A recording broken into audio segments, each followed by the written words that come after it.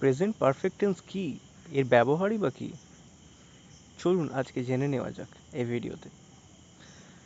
Present perfect tense দিয়ে আমরা এমন কাজ বোঝাই যেটি অতীতে শুরু হয়ে এখন সম্পূর্ণ হয়নি, অথবা কাজটা শেষ হয়েছে কিন্তু তার প্রভাব বা ফলাফল বর্তমানে রয়েছে। এক্ষেত্রে আমরা প্রেজেন্ট পারফেক্ট টেন্স ইউজ করি।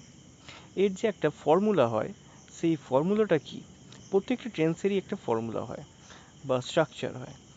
প্রেজেন্ট পারফেক্ট টেন্সের সাবজেক্ট প্লাস হ্যাভ বা হ্যাজ প্লাস ভার্বের থার্ড ফর্ম বা পার্টিসিপাল ফর্ম প্লাস অবজেক্ট।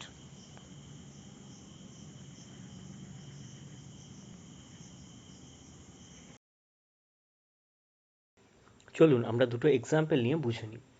প্রথম এক্সাম্পল, আমি ভাত খেয়েছি। এখানে সাবজেক্ট হলো আমি, অর্থাৎ I have eaten rice. Eaten হলো ভার্বের থার্ড ফর্ম, তাহলে eat ate eaten, I have eaten rice.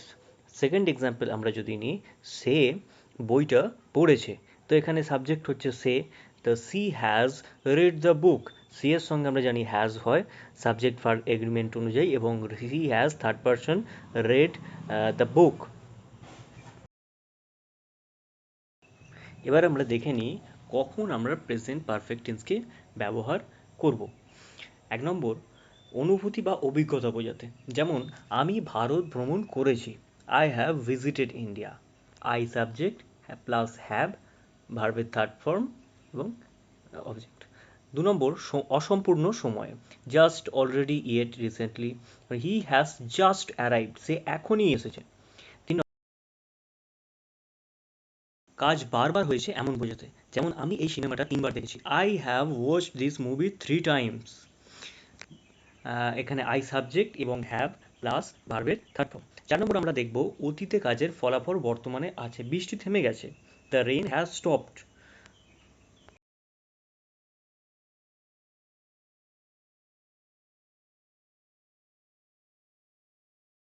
প্র্যাকটিসের জন্য তাহলে আমি দুটো দিই, রবি তাজমহল পরিদর্শন করেছে এবং আমি আমার কাজ শেষ করেছি। এবং ভিডিওটি কেমন লাগলো কমেন্টে জানিও। ভিডিওটিকে লাইক করো এবং চ্যানেলটিকে সাবস্ক্রাইব করে পাশে থাকো।